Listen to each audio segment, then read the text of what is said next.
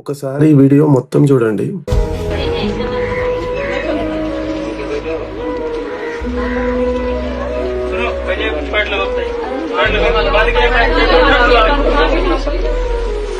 ఇది లక్నోలో జరిగింది.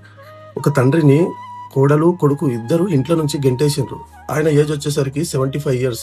తన ముగ్గురు కూతుర్ల దగ్గరికి వెళ్ళిపోయాడు. అప్పటికే ఆయన హెల్త్ బాగాలేక ఆయన చనిపోయాడు. చనిపోతే కొడుకులైతే వచ్చి ఆయన చనిపోయిన శవం దగ్గర వేలిముద్ర తీసుకుంటారు ఆయనది. ఎంత దారుణం అసలు. పెద్ద పనికి మళ్ళీ ఎదవలు తయారయ్యారు. కాకపోతే ఏంది, బతికున్నప్పుడు చూసుకోలేని కొడుకులు చనిపోయిన తర్వాత పీకనికి వస్తారు తప్పించి ఏం లేదు.